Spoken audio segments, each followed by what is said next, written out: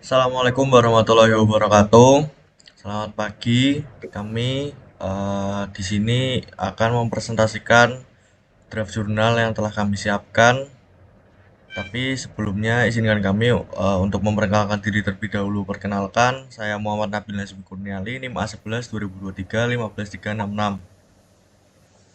Perkenalkan, nama saya Khairul Andi Setiawan, NIM A11 2023 15385. Di sini kami akan membahas mengenai deteksi dan pencegahan fraud dalam era digital, analisis komprehensif terhadap perkembangan teknologi anti fraud. Untuk poin yang pertama akan kami bahas, di sini ada poin abstrak. Fraud atau kecurangan itu telah menjadi ancaman serius dalam berbagai sektor, terutama di era digital yang berkembang pesat.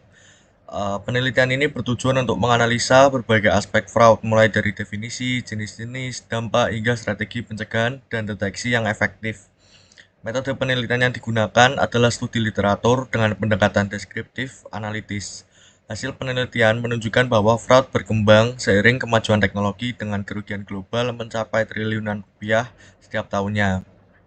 Untuk kata kunci yang bisa diambil di sini yaitu ada fraud, kecurangan, deteksi fraud, pencegahan fraud, teknologi anti fraud, dan keamanan digital. Lalu yang selanjutnya ada pendahuluan. Dalam pendahuluan ini ada beberapa poin yang kami uraikan. Yang pertama adalah latar belakang.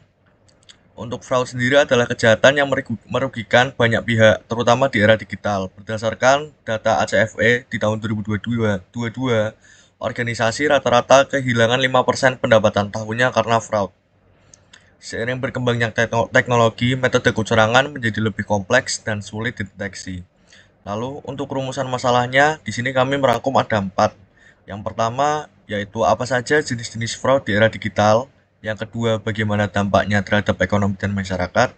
Yang ketiga, teknologi apa yang dapat digunakan untuk deteksi dan pencegahan fraud. Lalu yang keempat, ada apa strategi yang efektif untuk pencegahan fraud.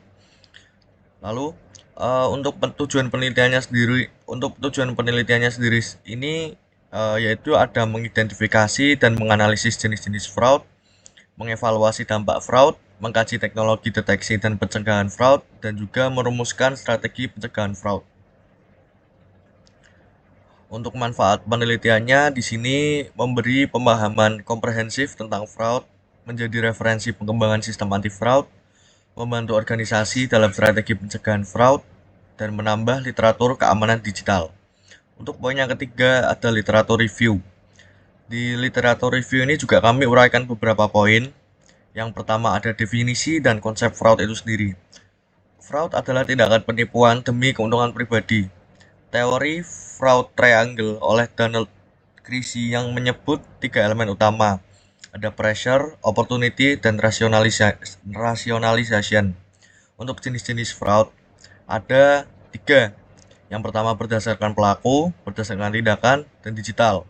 Untuk contohnya, eh, berdasarkan pelaku itu seperti internal, eksternal, atau kolusif. Untuk berdasarkan tindakan ada aset misappropriation, korupsi, manipulasi, laporan keuangan, dan untuk digital ada cybercrime, phishing, identity theft, credit card fraud. Untuk dampak dampak fraud di sini ada dua bagian yang kita bagi, ada finansial dan non finansial. Untuk finansial tentu saja di sini kerugian miliaran hingga triliunan. Untuk non finansial ada reputasi, kepercayaan publik, dan dampak psikologis. Lalu untuk teknologi anti fraud itu ada AI atau machine learning, itu deteksi pola dan anomali, lalu ada blockchain, transparan dan ketidakbisaan untuk dimanipulasi, lalu ada biometrik, yaitu autentikasi yang lebih aman. Selanjutnya akan dilanjutkan oleh rekan saya. Selanjutnya, ada metode penelitian. Poin pertama, jenis penelitian. Penelitian ini penelitian kualitatif dengan pendekatan deskriptif, analitis melalui studi literatur. Poin kedua, sumber data. Ada 2, primer, yaitu laporan ACFE, lembaga keuangan pemerintahan. Untuk yang sekunder, kita dari jurnal, buku, artikel, ilmiah, media massa. Untuk poin yang ketiga, ada teknik pengumpulan data. Yang pertama, studi dokumentasi. Yang kedua, ada analisis konten. Yang ketiga ada review sistematik. Untuk poin yang keempat, teknik analisis data. Kita ada 3, yang pertama deskriptif, komparatif, dan sintesis. Untuk poin yang kelima ada validitas dan reliabilitas. Ada 3, yaitu data kredibel, triangulasi sumber, dan kriteria inklusi dan eksklusi literatur. Selanjutnya, yang kelima ada implementasi dan pembahasan. Poin pertama yaitu perkembangan fraud di era digital, evolusi dari tech fraud ke cybercrime, lalu tren deepfake, synthetic identity, BC, account takeover. Poin kedua yaitu dampak fraud dari dampak global, rata-rata kerugian 1,48 juta dolar per organisasi. Yang kedua sektoral, perbankan, e-commerce, kesehatan, dan asuransi. Poin ketiga teknologi deteksi dan pencegahan. Machine learning yaitu random forest, SVM, neural network. Untuk blockchain, trackability, smart contract, audit trails, dan yang terakhir biometrik yaitu fingerprint, face recognition, voice recognition.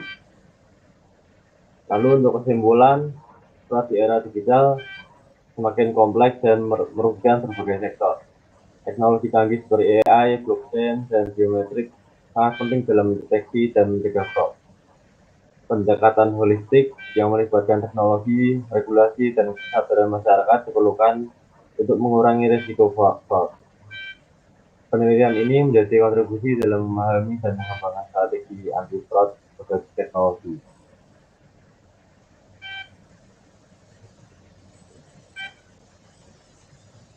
Selanjutnya, ini ada referensi, kami mengambil beberapa referensi.